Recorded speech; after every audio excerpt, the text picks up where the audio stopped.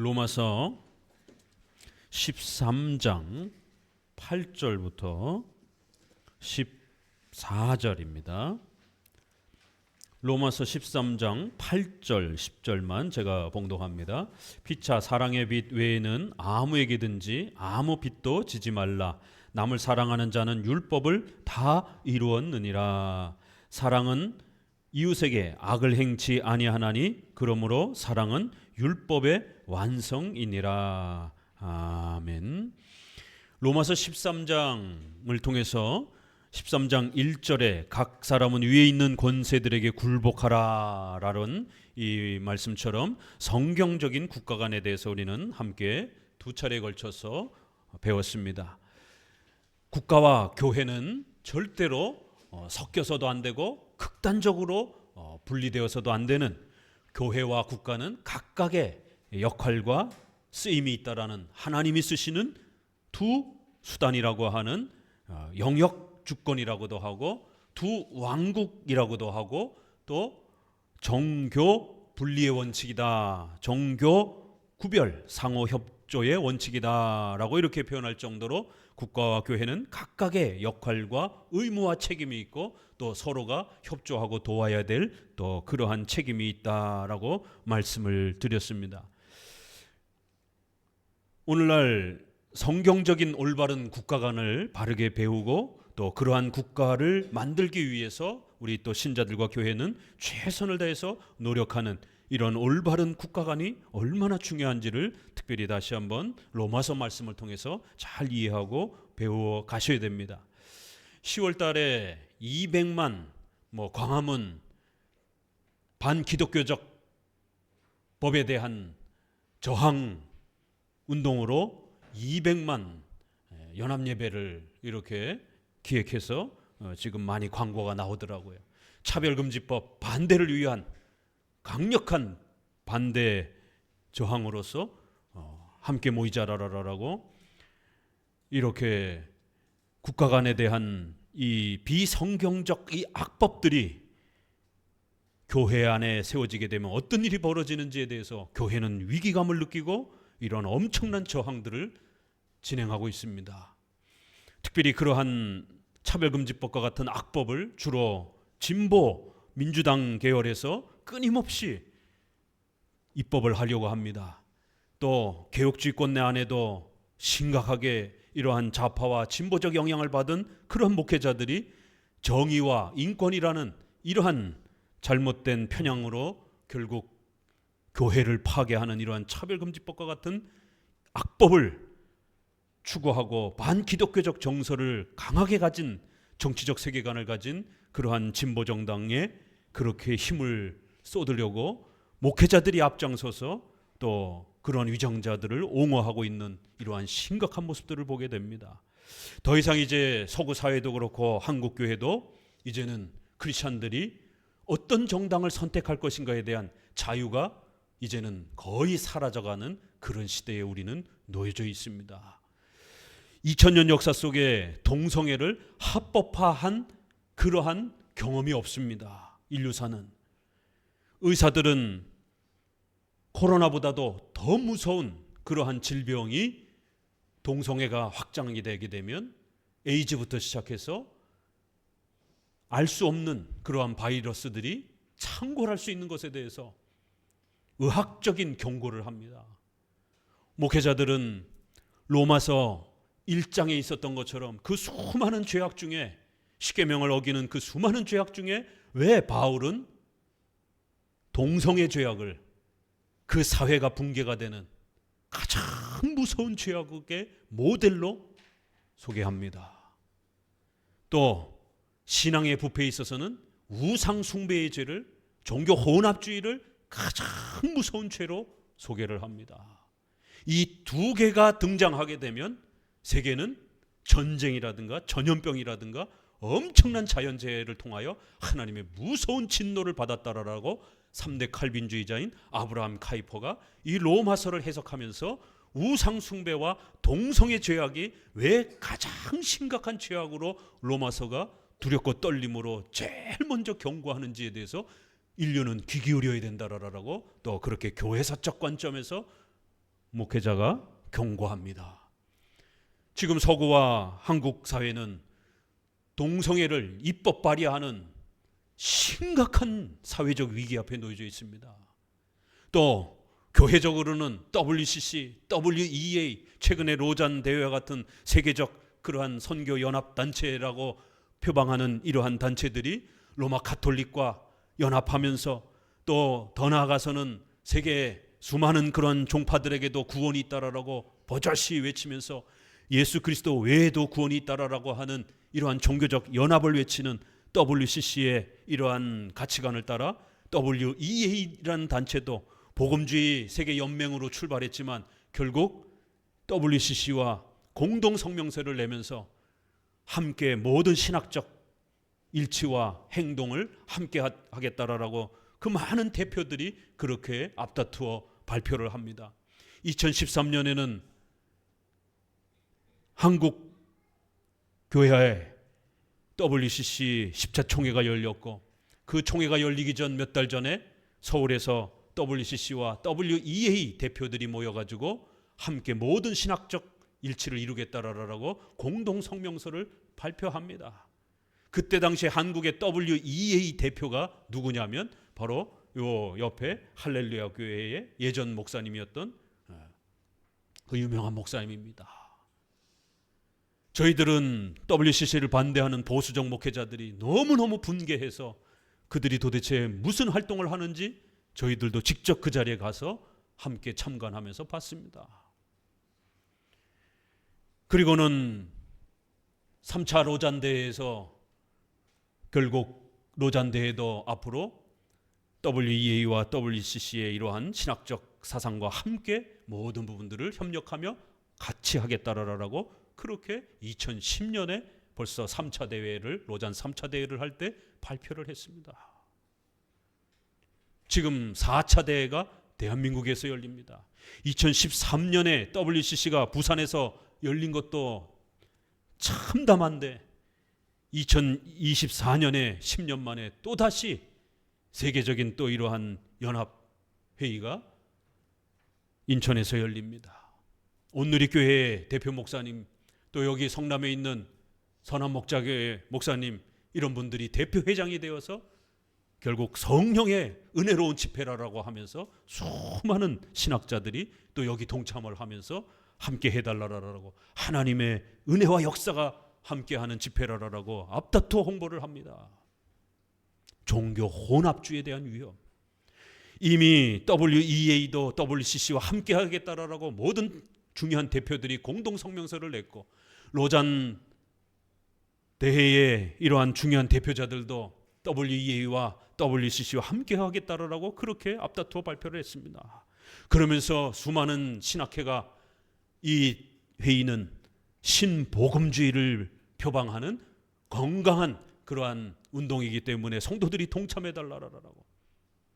그런데 박형룡 목사님의 현대신학과 우리 선조들의 그러한 논문에 보게 되면 신복음주의는 자유주의의 새로운 변형된 운동이다라고 신이단이다라고 엄히 비판하면서 절대로 WCC에 참여하면 안 되고 이러한 신복음주의 운동에 참여하면 큰일 난다라고 박형룡, 박윤선 우리의 선조들은 엄히 경고했습니다.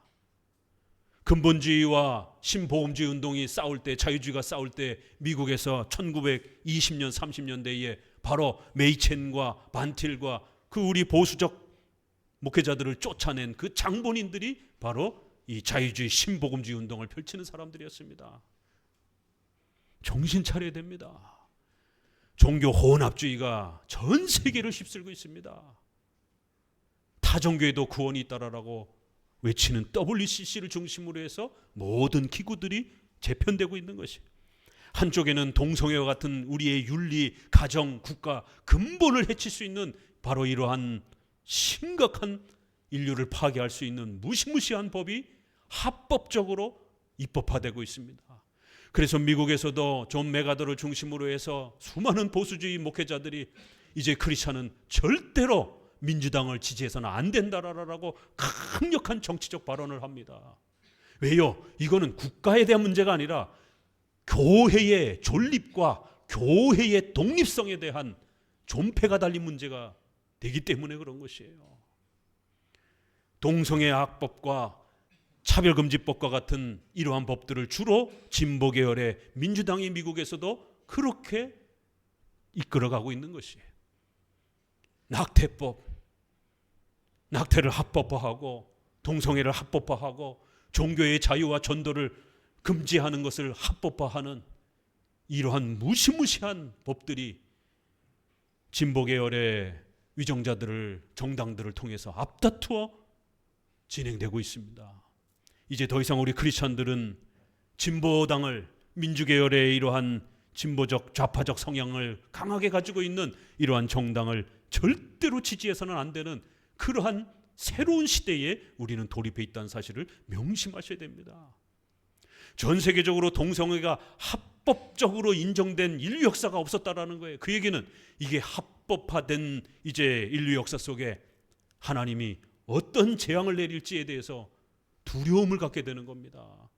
종교 혼합주의가 팽배할 때 구약의 바알과 아세라를 그렇게 이스라엘 백성들이 놓지 못하고 끌어안고 끊임없이 혼합주의에 빠져 있을 때 하나님이 구약의 그 아합 가문을 통해서 하나님이 어떻게 그들의 가문을 쑥대밭으로 만들었는지, 엘리야의 그 유명한 전투, 백성들아 선택하라. 하나님이 살아계시고 참되신 하나님이면 하나님을 선택하고, 바알과 아세라가 진짜 신이면 바알과 아세라를 선택하고, 둘 중에 하나를 선택하라. 왜 어느 때까지 둘 다를 섞어가지고 하나님도 섬기고 바알과 아세라도 섬기고 모든 세상 종교도 다 사랑으로 함께 하자라면서 이렇게 종교 혼합주의에 빠져 있느냐라고 하나님이 무섭게 징계할 것이다라고 외쳤던 겁니다. 오늘 예수 그리스도 외에도 타종교에도 구원이 있다라고, 사랑으로 하나 되자라고, 사랑으로 연합하자라고, 기독교가 너무 독선적이면 안 된다라고 이렇게 외치면서 사랑 타랑을 하면서 결국 종교 혼합주의가 우리 시대에 결국 차별금지법이라는 이름으로 법제화되려고 하고 있습니다. 만약 이러한 악법들이 세워지게 되면 더 이상 종교의 자유를 찾아볼 수 없는 시대에 돌입하게 되고, 더 이상 이제 우리는 남녀가 결혼하여 가정을 이루고 자녀를 키우는 이러한 보편적인 인류 사회의 도덕적 가치를 유지할 수가 없습니다.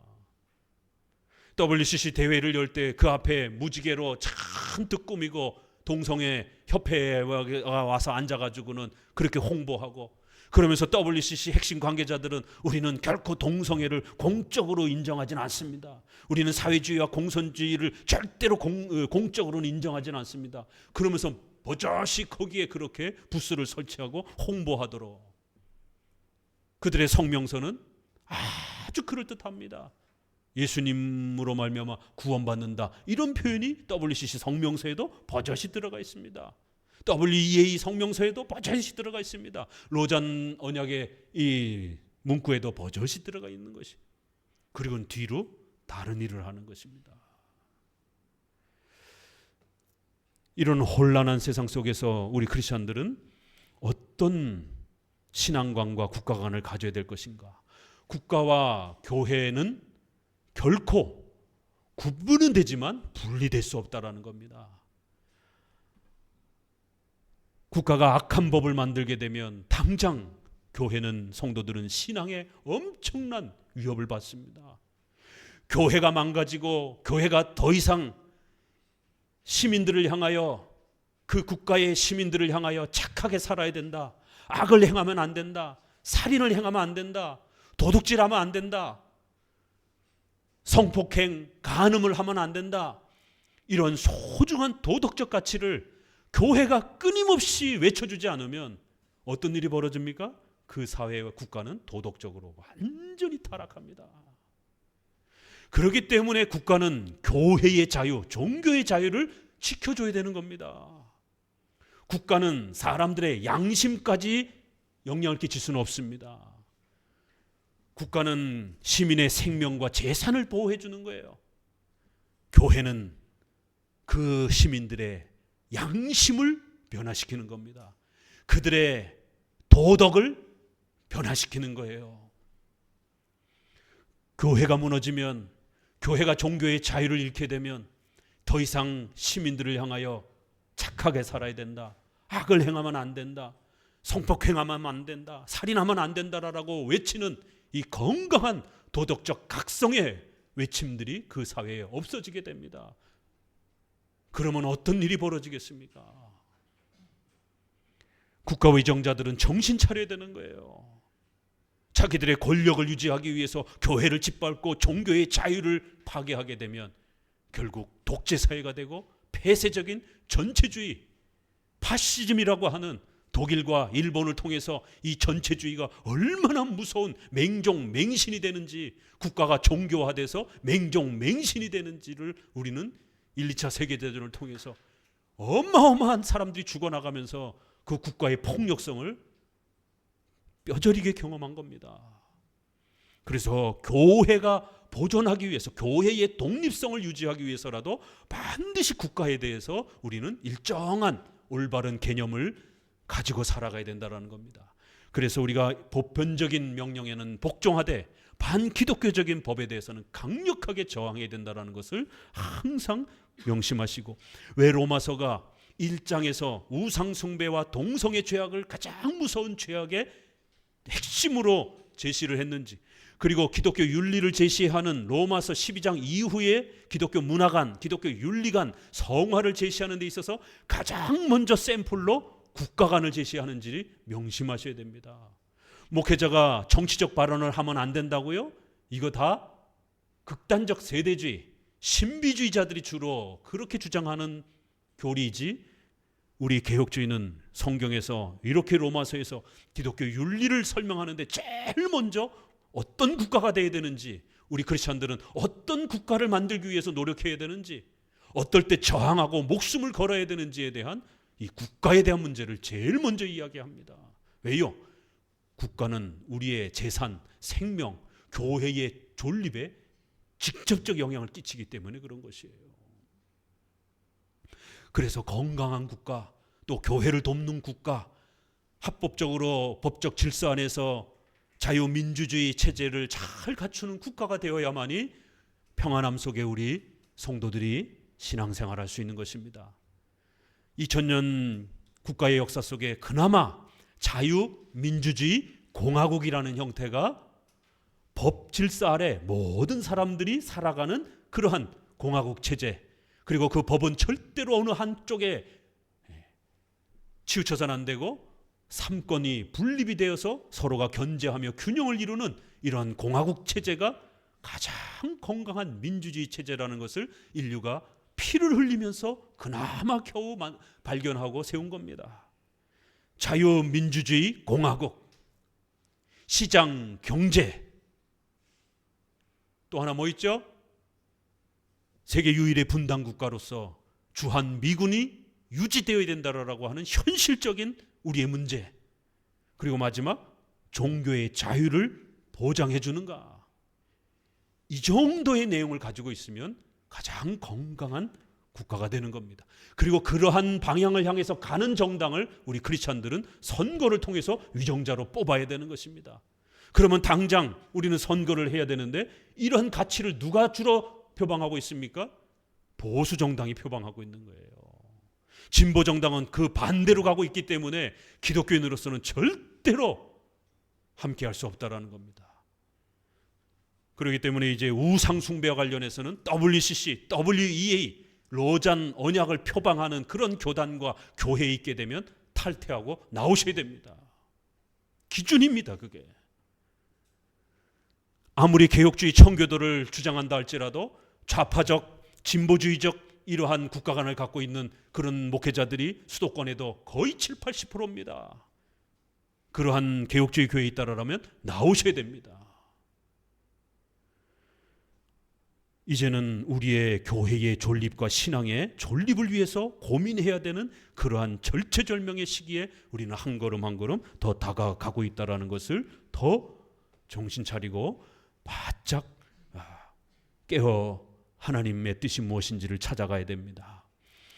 이제 로마서 13장은 왜 이런 국가관을 우리가 가져야 되는지에 대해서 결론을 맺습니다. 결국 이것은 하나님의 뜻이기 때문에 그렇다라는 거예요. 하나님의 뜻은 어디 있습니까?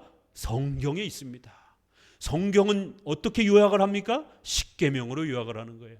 그래서 십계명을 잘 해석하면 우상 숭배에 대해서 저항해야 된다라는 것, 종교 혼합주의에 대해서 저항해야 된다라는 것, 또 반기독교적인 윤리를 표방하는 낙태법, 동성애법, 차별금지법, 이러한 것들을 표방하는 진보적 성향의 국가관을 표방하는 이러한 자들에게서 우리가 돌아서야 된다는 것. 왜요?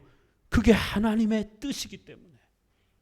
결국 이 율법과 십계명을 어떻게 해석하고 이해하느냐에 따라 결국 그들의 윤리관이 방향이 잡힌다라는 것입니다. 특별히 우리가 너무 이상한 것은 개혁주의를 표방하는 그러한 목사와 신학자는 적어도 이 십계명을 강조하는 분들이기 때문에 그래도 이 십계명을 해석하다 보면 차별금지법, 낙태법, 동성애 이런 부분에 동참을 안 해야 되는 거 아닌가요? 그런데도 어떻게 이 좌파적 성향의 좌편향적 이 개혁주의 목사들과 신학자들은 어떻게 민주당을 적극적으로 지지를 할 수가 있는지. 세상에 고신의 그 유명한 신학자가 있어요. 한참 막 선거할 때 몇 년 전에 창세기에 빛이 있으라, 이걸 한문으로 요약하면 재, 있을 재자, 밝을 명자, 뭐가 돼요? 재명이 된다라는 거예요. 그렇기 때문에 성경은 재명씨를 하나님이 위정자로 추천하고 있다라는 거예요. 고신의 유명한 조직신학자가. 저도 그걸 보고 까무러치는 줄 알았어요. 그분은 자신의 그런 진보적 정치적 이데올로기에 함몰되어서 개혁주의를 남용하고 악용하고 있는 겁니다. 그분이 쓴 유명한 개혁주의 책들 굉장히 많습니다. 이게 말입니까? 본인은 농담이라고 했지만 결국 성도들과 목회자들의 강력한 저항을 받아서 고신총회에 징계하라라고 엄청난 혼의가 올라왔습니다. 그래서 결국 총회에서 불러다가 근신을 시켰습니다. 어떻게 신학자가 농담이라도 이러한 정치 편향적인 이런 식의 창세기를 가지고 이렇게 장난을 할 수가 있느냐라고.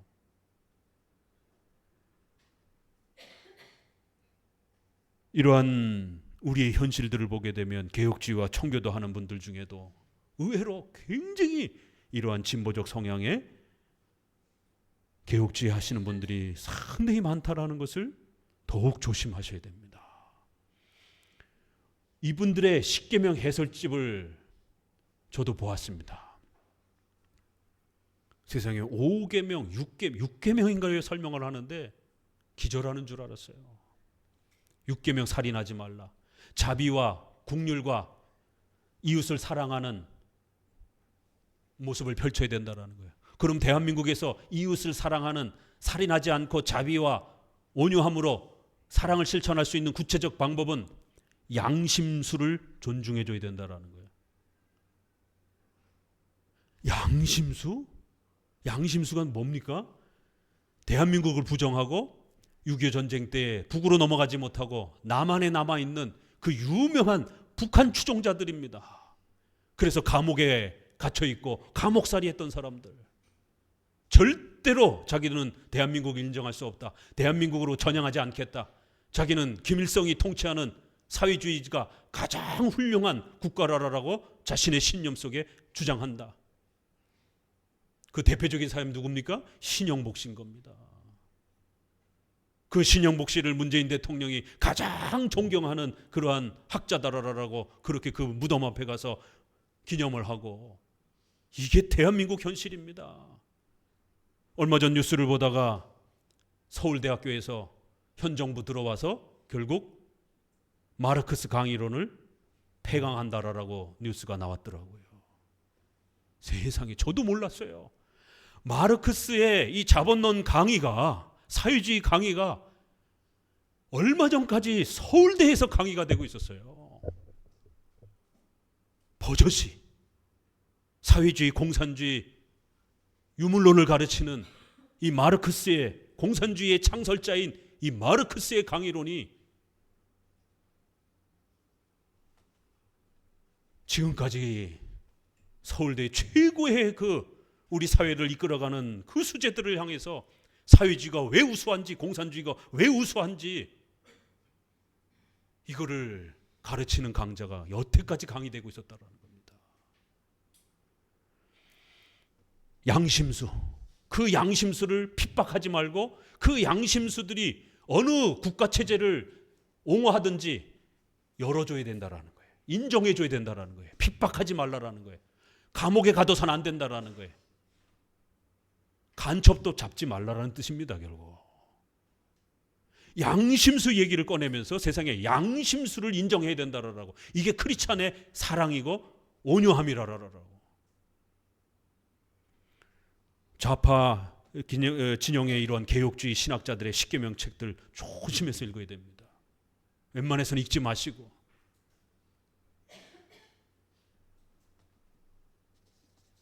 로마서 13장은 십계명의 이러한 부분을 우리가 어떻게 해석해야 될지, 십계명은 우리의 삶 전체를 떠받드는 하나님 앞에 복을 받을 수 있는 소중한 하나님의 뜻을 분별할 수 있는 기준이라는 거예요.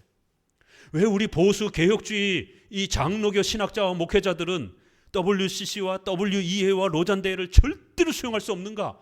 그들이 예수 그리스도 외에도 구원이 있다라고 말하기 때문에, 성경의 무효성을 부정하기 때문에, 타종교회에도 구원이 있는 것처럼 인정하기 때문에, 타종교의 신도 신인 것처럼 인정을 하기 때문에 우리는 1계명, 2계명 때문에 절대로 인정할 수 없는 겁니다. 수용할 수가 없는 거예요.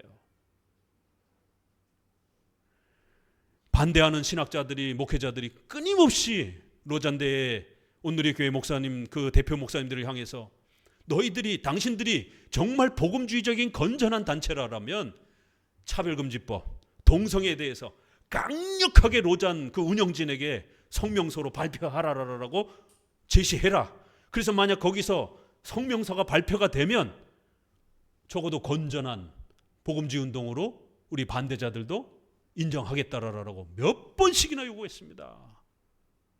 근데 한국 목회자들은 한국 분위기를 알기 때문에 그렇게 해보겠다라고, 그렇게 요청해보겠다라고, 나는 개인적으로 반대한다라고 하면서 요청해보겠다라고 합니다. 그러나 국제 로잔 성명서는 아직도 안 나옵니다. 침묵하고 있어요. WCC, WEA는 대놓고 찬성을 하고 있고요. 로잔대는 조금 달라요. 눈치를 보면서 침묵하는 방식으로 동성애와 차별금지법에 대해서 적극적으로 반대 성명서를 안 내고 있습니다. 이러한 1계명, 2계명에 대한 근본이 무너진 것이에요. 또 7계명, 동성애에 대한, 또 6계명, 7계명, 낙태법에 대한 이런 부분들을 어떻게 크리스찬으로서 10계명에 반대가 되는 이러한 부분들을 옹호할 수 있겠느냐 말이에요. 결국 10계명에 대한 해석 기준 때문에 그렇습니다. 그래서 오늘 로마서 13장은 왜 우리가 이런 국가관, 복종과 저항이라고 하는 독특한 국가관을 유지하며 살아야 되는가? 바로 10계명 때문이라는 거예요. 그래서 10계명은 하나님을 사랑하는 것과 이웃을 사랑하는 것, 이렇게 두 개로 요약이 되고, 특별히 이웃을 사랑하는 이러한 부분들을 잘 이해하고 바로 율법의 완성이 되는 하나님 사랑과 이웃 사랑을 잘 균형을 이루라는 거예요. 그러면 10계명을 우리가 완성할 수 있다는 겁니다. 10계명에 순종하면서, 하나님의 뜻에 순종하면서 하나님의 도우심과 복을 누리며 살아갈 수 있다는 것입니다. 오늘 로마서 13장 8절은 이제 이렇게 시작합니다.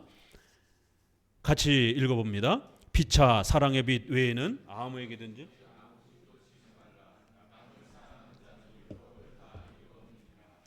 예, 7절에서부터 8절로 넘어가는데 갑자기 분위기가 확 바뀝니다. 빚을 지지 말라. 그동안 로마서 공부하면서 이 문맥을 따라서 해석하는 게 얼마나 중요한지를 잘 배우셨죠? 8절은 갑자기 빚지지 말라라는 얘기가 나오는 거예요. 굉장히 어색해요. 7절까지는 국가 이야기를 하다가 갑자기 빚을 지지 말고 사랑하라는 거예요. 사랑하면 십계명의 이 모든 율법을 우리가 다 성취하는 것이다라는 거예요. 왜 갑자기 이런 얘기를 할까? 그 빚이란 도대체 뭘까? 7절을 읽어봅시다. 모든 자에게 줄 것을 주되 공세를 받을 자에게 공세를 바치고 국세 받을 자에게 국세를 바치고 두려워할 자를 두려워하며 존경할 자를 존경하라. 가만히 7절을 읽어보니까 세금을 내라. 우리가 국가를 사랑한다라면 국가의 질서에 순종해야 되고, 또 국가를 사랑한다라면 국가가 망가지지 않도록, 국가가 악법을 만들지 않도록, 국가가 교회를 핍박하지 않도록. 왜요? 그렇게 되면 국가는 망합니다. 하나님 앞에 벌 받아서. 그래서 우리가 국가를 정말로 사랑한다라면 저항해야 되는 거예요. 악법이 생기지 않도록, 교회를 핍박하는 법이 생기지 않도록 강력하게 저항을 해야 그 국가가 하나님의 벌을 받지 않고 심판을 받지 않고 하나님의 도움을 받는 겁니다. 저항하는 것도 사랑하는 방법이에요. 그리고는 그 국가가 유지되도록 세금과 국가의 법 질서를 잘 지키며 따라 살아야 된다는 거예요. 이런 이야기들을 우리가 여태까지 했습니다. 이게 우리 성도들에게 다 빚이라는 거예요. 빚. 채무라는 거예요. 돈 얘기를 했어요. 그러니까 8절에 채무, 빚, 돈 얘기를 하는 거예요. 성도들의 성화의 책임을, 기독교 윤리에 대한 책임을, 기독교 문화를 왜 우리가 하나님 중심의, 십계명 중심의 세계관과 문화관을 만들어야 되느냐? 그건 우리의 빚이라는 거예요. 채무라는 거예요. 국가와 사회가, 우리의 직장과 가정과 여러분의 직업, 회사가 악법을 만들고 하나님에 반하는, 기독교를 반하는 그러한 회사와 국가로 변질되어져 가게 되면 큰일 나는 겁니다. 그렇기 때문에 세금, 법, 또 건강한 법, 이런 모든 법 의무들이 잘 유지되도록 우리 성도들은 열심을 다해서 책임감을 가지고 노력해야 된다라는 거예요. 국가에 세금을 안 내면서 국가를 사랑한다? 이러면 안 되는 거예요. 그건 빚이라는 거예요. 우리에게 빚을 진 겁니다. 우리가 대한민국에 살아가게 되면 국방의 의무, 교육의 의무, 또 세금의 의무, 노동의 의무, 4대 의무라고 하는 이 의무를 짊어져야 되는 거예요. 이거를 크리스찬과 교회가 무시하면서 은사주의, 신비주의 이런 것만 하고 살아가면 안 되는 거예요. 국가가 망가져 가는데 전혀 무관심하면서 목사와 성도들은 국가에 참여하지 말고 정치적 발언하지 말라? 하나님 앞에 벌을 받을 심각한 위기가 있는데 결국 크리스찬들이 책임을 등한시하는 겁니다. 빚을 지는 거예요. 복종과 저항은 우리의 책임이요 채무라는 겁니다. 그래서 국가의 법을 잘 지키는 것, 그것도 채무예요. 국가의 일정한 그러한 세금의 의무와 이러한 여러 가지 요구들을 시민으로서도 지켜야 되지만 우리 크리스찬으로서도 잘 지켜내야 되는 겁니다. 그게 우리의 빚입니다. 해도 되고 안 해도 되는 게 아니에요. 반드시 채무를 짊어진 의무입니다. 빚이에요. 우리 크리스천들이 왜 건강한 국가의 이러한 복종의 질서와 저항의 의무와 책임을 다해야 되는가? 그걸 빚이라고 이렇게 아주 멋있게 설명했습니다. 빚은 뭐예요? 채무는 죽어도 갚아야 돼요. 자식들이. 감옥에 가는 게 무섭습니까? 세무서에서 나오는 게 무섭습니까? 그러면 이제 사업하시는 분들은 세무서에서 나오는 게 무섭다 그래요. 감옥에 갔다 오는 거는 그냥 갔다 오면 끝이에요. 근데 세무에 무슨 빚을 지고 있으면 그 자식에게까지 넘어가요. 죽을 때까지 쫓아다닙니다. 채무 빚은. 하나님은 우리가 국가에, 또 국가뿐만 아니라 대표로 국가를 소개했지만 직장에, 여러분 가정에, 여러분이 몸담고 살아가는 사회에 건강한 이 사회 질서가 세워져 가도록 노력하고 크리스찬들이 착하게 살아가야 되는, 빛을 발하면서 모범이 되면서 적어도 다른 사람보다는 착하게 살아가야 되는 이 의무는 해도 되고 안 해도 되는 게 아니라 죽을 때까지 우리를 짊어지고 부담을 주는 빚이라는 거예요. 빚, 채무라는 겁니다. 빚진 거라는 거예요. 야, 이 단어를 끌어온 거예요.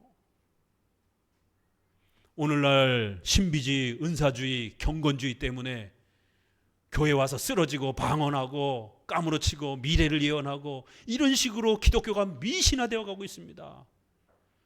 어디 로마서 뒷부분에 성령 충만함을 받으라는 것을 그런 신비 체험으로 요구합니까? 아니요. 올바른 국가관을 갖고 살아가라는 거예요. 착하게 살아가라는 거예요. 이웃에게 악을 행하면 안 된다라는 겁니다.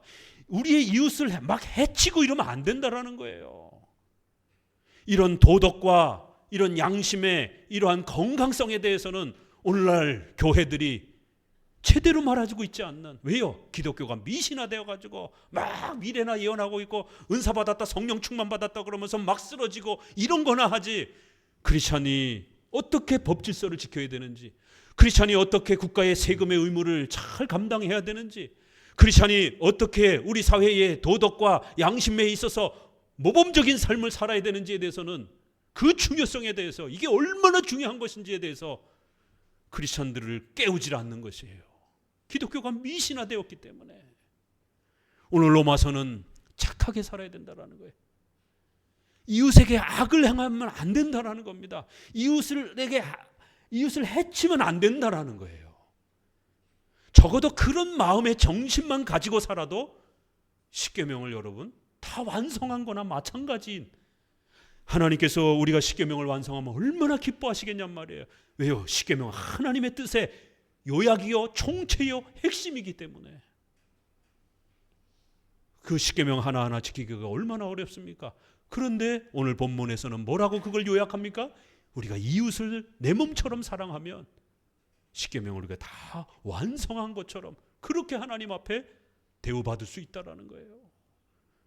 그러면 여러분이 하나님께 요청하는 도움과 하나님께 기도하는 모든 그러한 요청들이 얼마든지 도와주실 수 있는 응답의 역사도 일어나는 겁니다.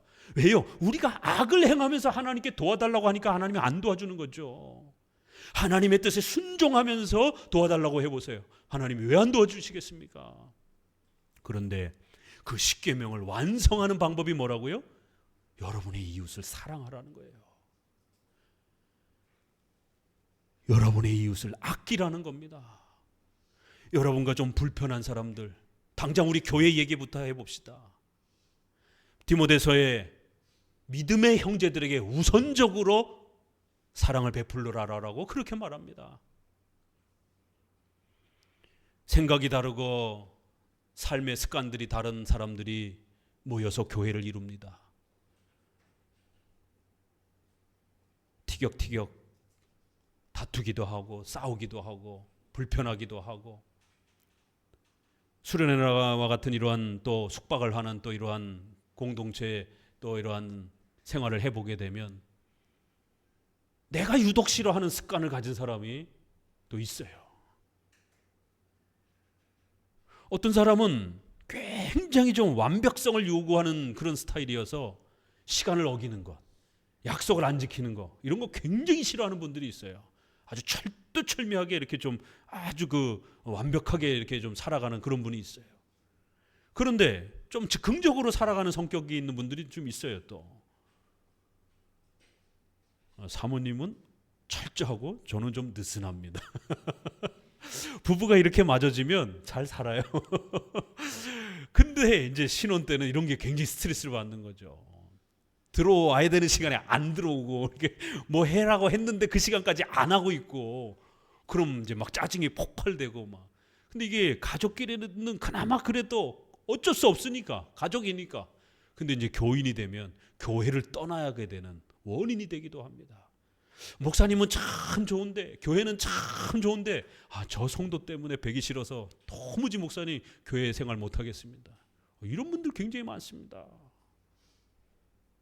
나는 이제 더 이상 교인들 보고 신앙생활 하지 않기로 했습니다. 나는 오직 목사님 설교만, 목사님만 바라보고 신앙생활 하기로 했습니다. 이건 잘못된 겁니다. 거룩한 공교회와 성도가 서로 교통하고 교제하는 것을 믿습니다. 이게 교회입니다. 어떻게 목사님만 바라보고 신앙생활을 합니까? 성도가 서로 교제를 하는 것이 교회라는 거예요. 근데 30년 목회를 해보니까 성도들끼리 싸우고 트러블이 생기고 그래서 교회를 떠나고 도무지 용서 못하겠다라는 거예요. 너무 싫다라는 거예요. 왜 그렇게 싫습니까? 나는 저런 스타일 너무 싫다라는 거예요. 그래서 조금 친했다가도 같이 이제는 더 이상 밥도 안 먹습니다. 목사님은 항상 주일날 또 이런 수련회 때 보는 거예요. 성도들이 어떻게 이렇게 서로 식사하고 누구랑 대화하고 누구랑 좀 가까이 지내고 이런 것들을 전체적으로 보는 겁니다. 혹시라도 그런 불편함 때문에 마음이 상해서 속상해서 자칫 또 교회를 떠나면 안 되잖아요. 그래서 살펴봤다가 위험 수위가 넘어가게 되면 불러서 또 신방을 통해서 상담하고 권면하고 또 위로하고 말씀을 통해서도 또 꾸짖고 그렇게 하면 안 됩니다. 그건 죄악을 짓는 겁니다. 오늘 로마서의 말씀, 이웃을 사랑하면 율법을 완성하는 것이다라고, 남을 사랑하는 자는 율법을 다 이루었다라고, 이렇게까지 하나님께서 이웃을 사랑하라라고, 더 나아가서 그 중에 가장 먼저 교인을 사랑하라라고, 제일 먼저는 자기 가족을 사랑하는 거고, 그 다음에 교인을 사랑하는 거고, 그 다음에는 우리의 주변의 이웃들을 사랑하라라고 이렇게 말씀하고 있는 거예요. 오늘 본문에서는 이렇게 7절과 연결되어서 그런 국가 사회의 이런 윤리적 의무들을, 그게 돈이 되었던 법질서가 되었던 어떤 사회의 관습과 또 예절이 되었던 그 모든 건강한 것들, 좋은 것들은 우리가 함부로 배격해서는 안 되고 우리 크리스찬들에게는 빛처럼 여기면서 살아야 된다는 거예요. 그래서 사랑의 빛 외에는 어떠한 채무도 우리에게 있어서는 안 된다는 거예요. 국가 사회의 이러한 의무와 책임들이 우리가 못 지켜가지고 그렇게 엉망진창으로 우리 크리스찬들이 있게 되면 그건 채무를 가지고 있는 삶처럼 그렇게 평가될 거라는 거예요. 이런 삶은 우리가 완벽하게 살 수는 없죠. 국가가 요구하는 모든 법을 완벽하게, 우리 사회가 요구하는 완벽한 도덕을 어떻게 지키며 살 수 있겠어요? 그렇지만 지금 본문은 그렇게 요구하고 있는 거예요.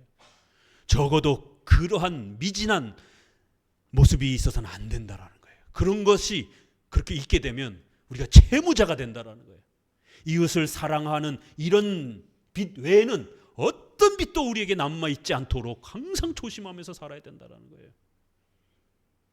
이렇게 크리스찬의 윤리를 돈과 관련된 채무 개념으로 로마서는 우리에게 아주 강렬한 인상을 남긴 겁니다.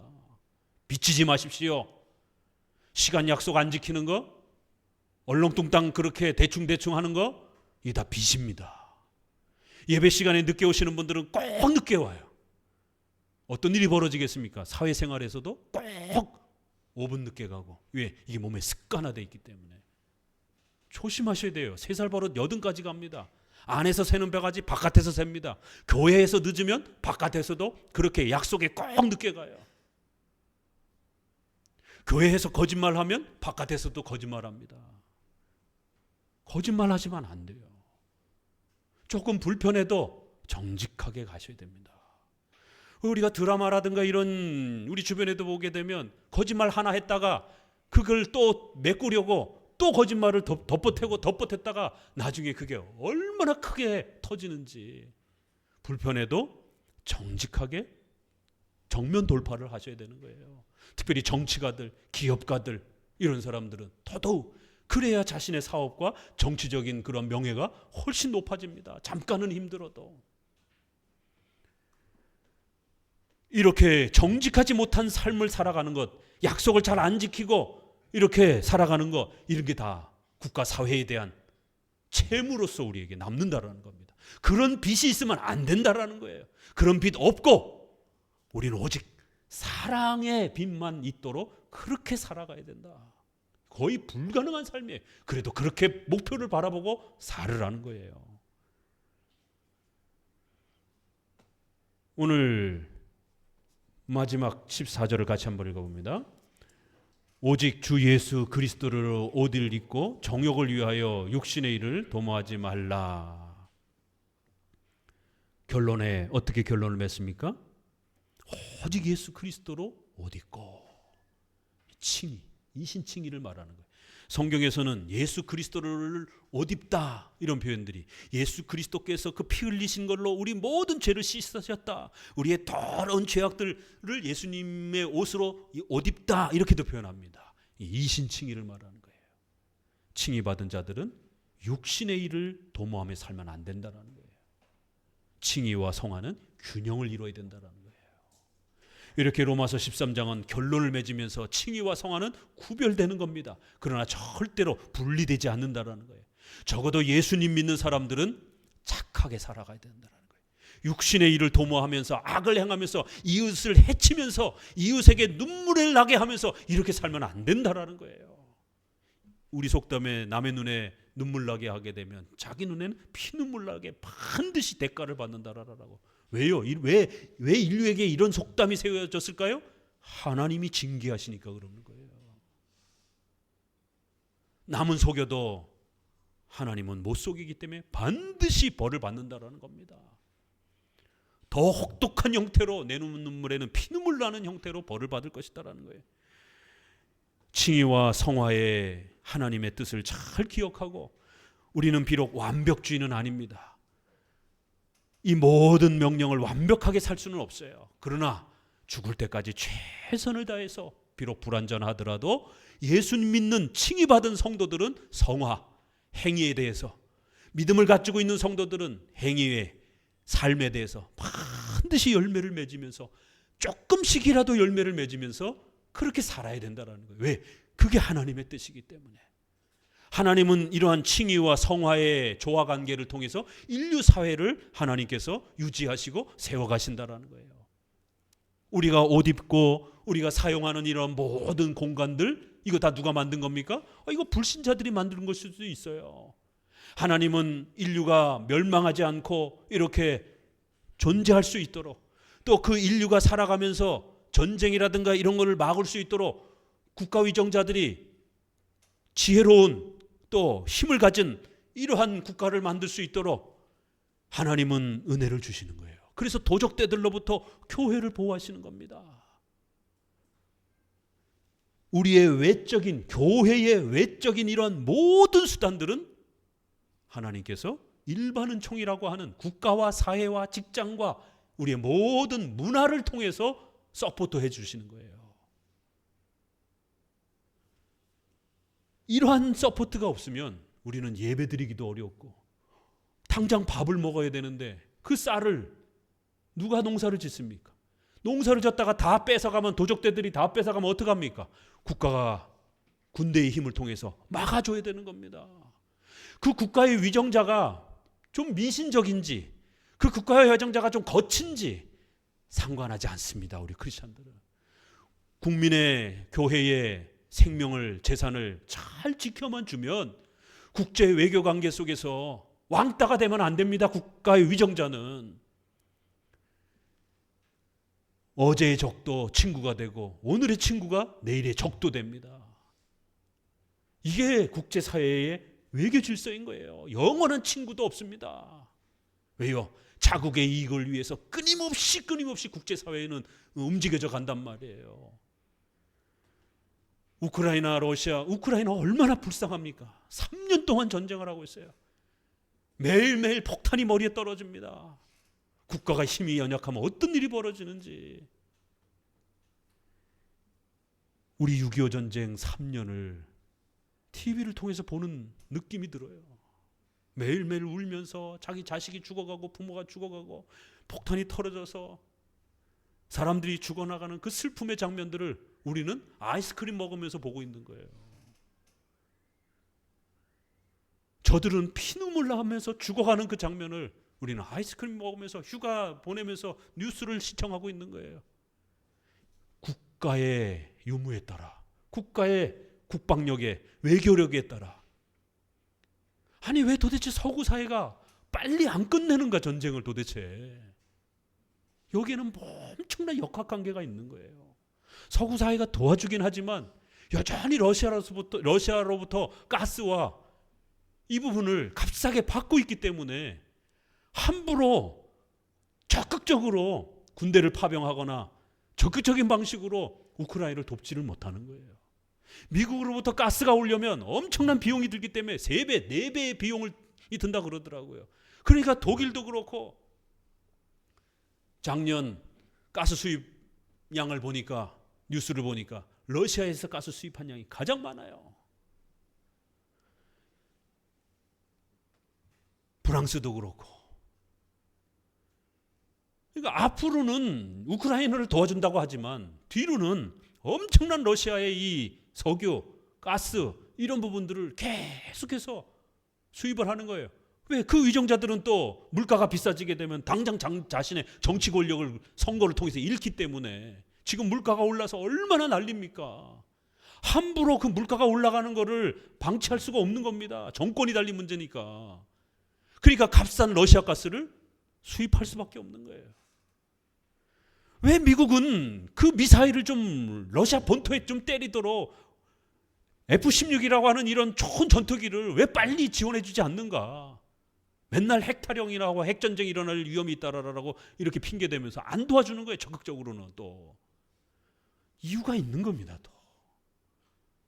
이렇게 세계 외교관계는 엄청난 자국의 이익을 얻기 위해서 남의 나라는 죽어나가든 어떠든 상관없는 거예요. 이게 무서운 세계의 외교관계입니다. 그렇기 때문에 적어도 대한민국은 자유민주주의 국가이기 때문에 공산주의, 사회주의를 표방하는 나라들과 함께 엮여져서는 안 되는 거고, 그래도 서방 자유민주주의를 표방하는 유럽과 미국과 함께 큰 방향을 가야 국방이나 경제나 외교나 모든 부분에서 우리의 생존이 달린 문제라는 겁니다. 이러한 건강하고 힘있는 국가를 유지할 수 있도록 우리 성도들은 세금, 국방의 의무, 여호와 증인들처럼 살인하지 말라, 이거를 문자 그대로 적용해서 군대 안 가겠다라고 이런 허무맹랑한 해석이나 하고 있고 이러면 안 된다라는 겁니다.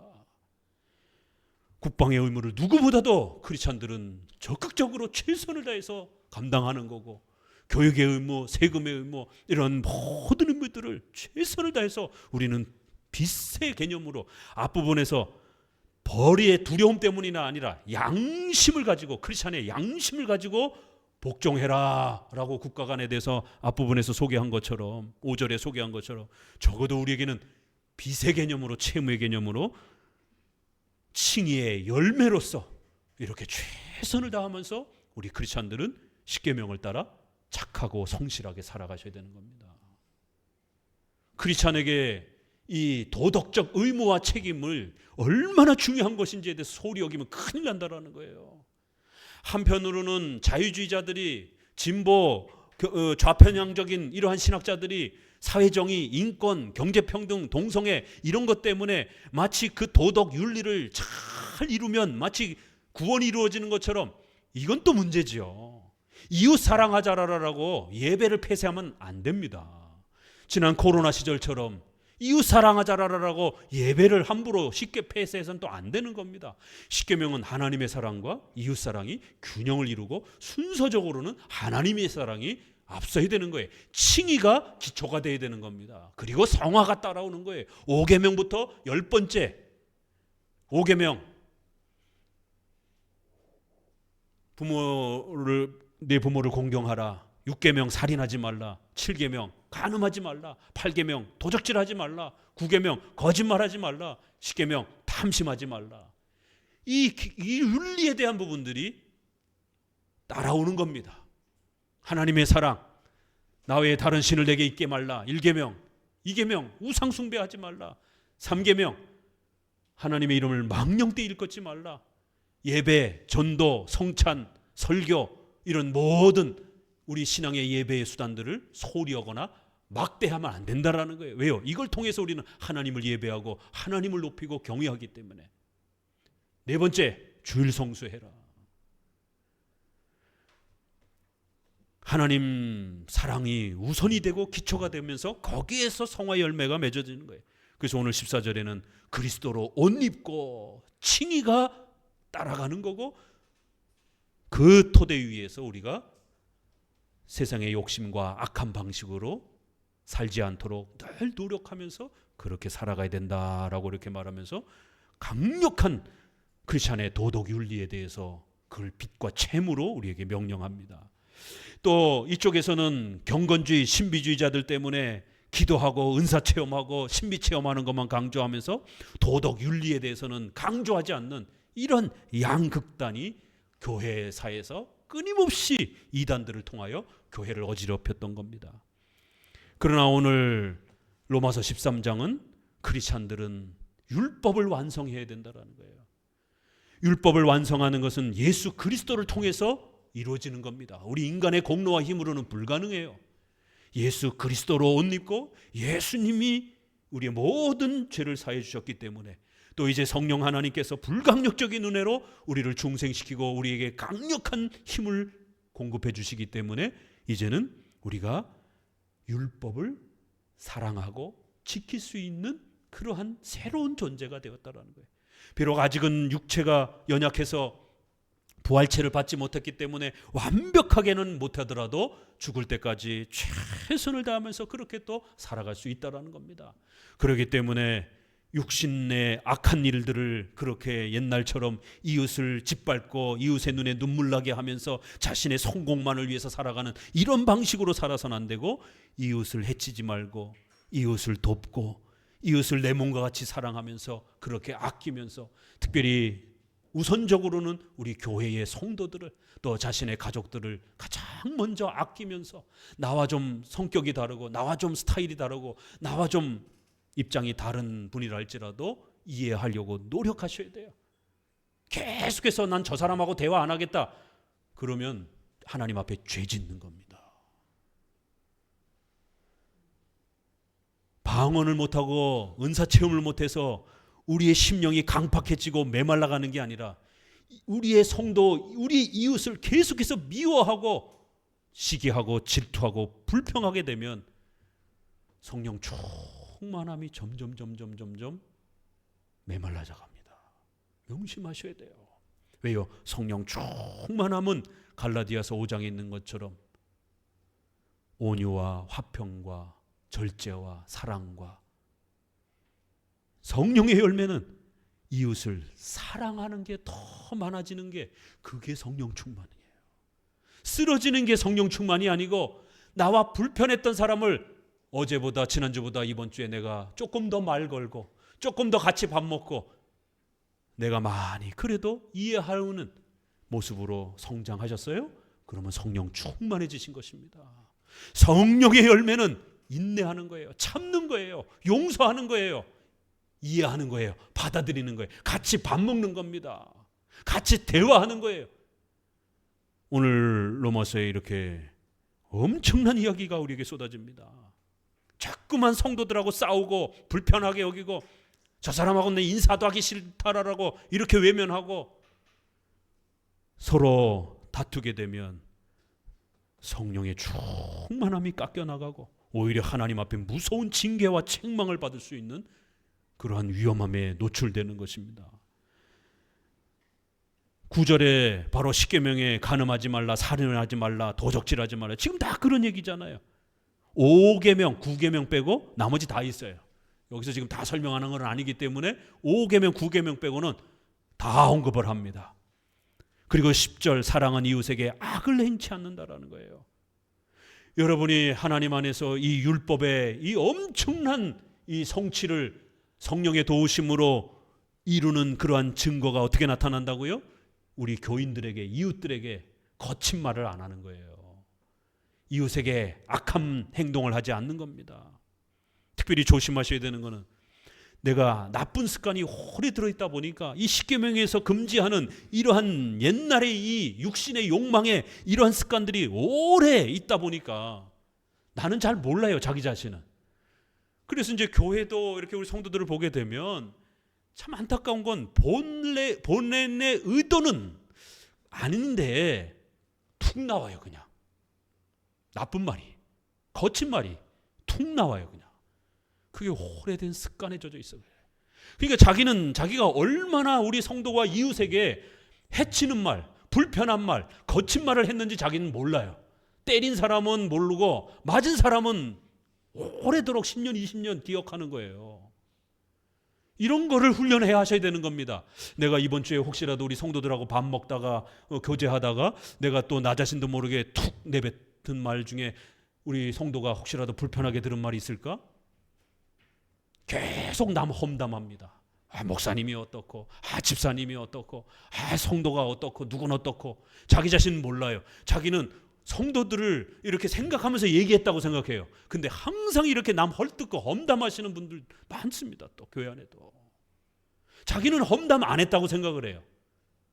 그렇지만 목사님이 봤을 때 그건 험담한 겁니다. 욕한 거예요. 오늘 마태복음 5장에 십계명 해설에 형제를 향하여 라가, 미친놈, 멍충이, 바보, 헬라어입니다. 이게 라가라 하는 자들은 지옥불에 떨어진다라는 거예요. 이게 사실은 과장법입니다. 왜 이렇게까지 예수님이 과장법을 써서 말씀드렸겠습니까? 성화가 그렇게 중요하다라는 거예요. 우리 크리스찬들이 도덕 양심에 있어서 착하게 사는 게 얼마나 중요한 것인지. 신앙 물론 중요합니다. 예배 중요해요. 하나님 사랑하는 거 중요합니다. 그럼에도 또 십계명은 이웃사랑이라는 어마어마한 규범이 있다는 걸 명심하라는 거예요. 성도를 향해서 함부로 욕하고 왜 저 성도는 맨날 저런지 모르겠어. 저 성도는 너무 답답해. 이런 얘기 함부로 하시면 안 되는 겁니다. 그게 라가라, 모자른 남, 멍충이 욕하는 욕이 될 수 있는 거예요. 오른손이 범죄하면 잘라버리고 한 손으로 천국을 가라라고 이렇게 해석을 합니다. 우리의 거친 말들, 행동들이 상대방에게는 굉장히 불편할 수 있는 거예요. 근데 본인은 전혀 몰라서 계속 그런 행동이 반복이 되면 결국 이분은 쌓였다가 나중에 확 폭발합니다. 목사님에게, 사모님에게 고통스러움을 이야기합니다. 그럼 목사님이 그거를 매번 불러다가 야단칠 수도 없잖아요. 그러면 또 야단치면 목사님 왜 나를 야단치지? 난 그런 의도가 아니었는데. 이렇게 되는 거예요. 자기 자신은 그걸 인지를 못하니까 내가 뭘 잘못했는지, 상대방에게 뭘 불편하게 했는지를 인지를 못하는 거예요. 그래서 항상 성도들은 이런 로마서의 말씀을 우리 가슴에 새기고 인지 훈련을 해야 되는 거예요. 이 나쁜 습관을 고치는 거는 각성을 해야 됩니다. 이게 문제가 된다라는 거를 끊임없이 머릿속으로 되새기고, 약속 안 지키는 것, 시간 늦는 것, 거짓말하는 것, 말 내가 함부로 하는 것, 이런 것들이 위험하다라는 거를 늘 인지를 하시고 항상 2번, 3번 생각하고 말을 하시는 습관을 들여야 돼요. 그리고 또 혹시라도 목사님이나 장로님이나 교회 지도자가 그런 부분을 책망하고 권면했다라면 목사님 난 그런 적 없어요 라고 말할 게 아니라 내가 모르는 사이에 또 그랬나 보구나. 경각심을 갖고 조심해야 되겠다. 이러면서 끊임없이 자기 자신을 훈련하고 돌아보지 않으면 이 습관 잘 안 고쳐집니다.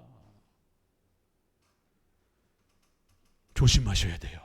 내 말 한마디 때문에 결국 이제 막 교회 온 성도가 정착하지 못하고 교회를 떠나버리게 되면 연자맷돌을 목에다가 짊어지고 그 말 거치게 한 사람들, 성도를 상처받게 만든 그런 자들을 목에다가 돌멩이를 매들어갖고 바다에다가 던져 죽이라라고, 이런 성경의 표현들이 있습니다. 실족해 하는 자들. 이것은 칭의 취소와 관련된 그런 쪽으로 접근해서 우리가 해석하는 건 아닙니다. 그러나 징계는 받을 수 있다는 거예요. 히브리서 12장 말씀처럼 하나님께서 회초리를 들고 책망하신다라는 거예요. 사랑은 이웃에게 악을 행치 않는다라는 거. 자, 11절부터 같이 읽어봅니다. 마무리를 해보면서 또한 너희가 이 시기를 알거니와 자다가 깰 때가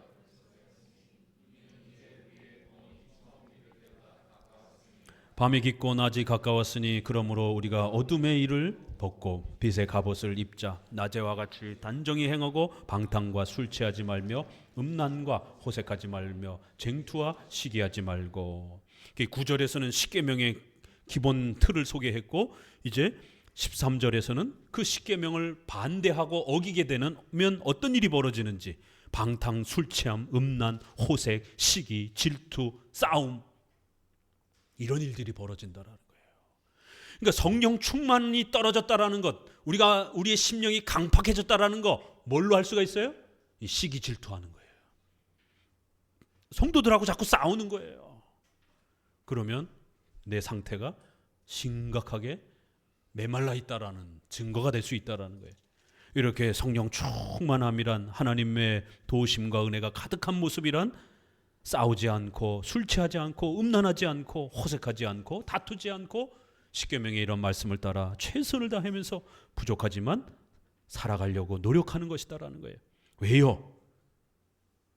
자다가 깰 때가 됐다라는 거예요.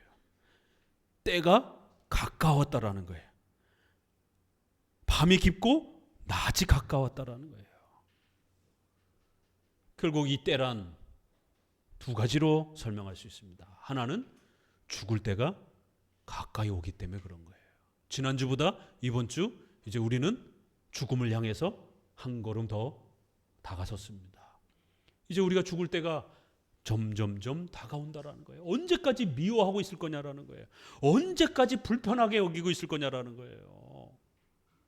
빨리 사과하고 서로 용서를 구하고 좀 더 친하게 지내려고 노력하시라는 거예요.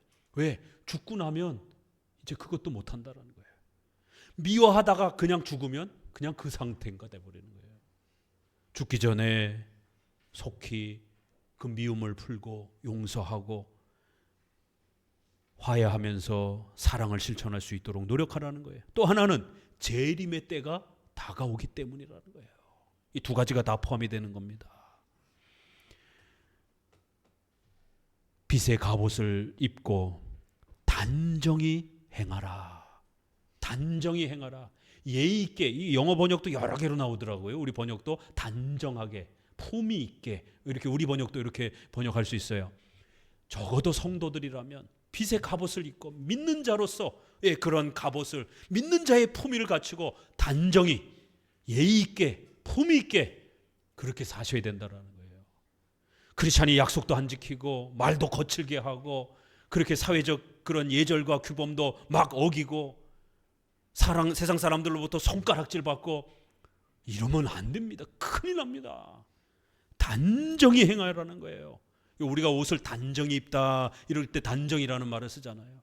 품위 있게 먹든지 마시든지 여러분의 행동, 옷, 또 표정 하나, 발걸음 하나, 말 표현 하나하나가 전부 다 하나님의 영광을 위해서, 교회의 영광과 전도를 위해서 쓰여질 수 있기 때문에, 또 여러분의 인격의 성장을 성령 충만한 성령의 열매로서 평가되기 때문에 아주 조심스럽게 단정히 품위 있게 예의를 갖춰서 빛의 갑옷을 입고 신자처럼, 당연히 신자니까 신자의 품위를 갖추고 그렇게 살아가야 된다라는 거예요.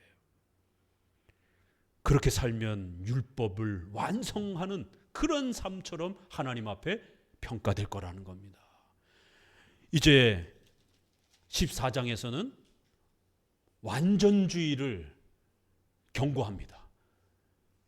13장에서는 완전하게 살으라라고 요구합니다. 그러나 그렇다고 해서 또 너무 지나치게 또 마치 이 세상에서 우리가 그걸 다 완성할 수 있는 것처럼 막 사람들에게 강요하고 이러면 또 그게 이웃을 해치는 거가 될 수 있어요. 그래서 14장부터는 좀 부족해도 좀 인내하고 참아주고 중립적인 이러한 선택을 우리가 어떻게 해나가야 되는가.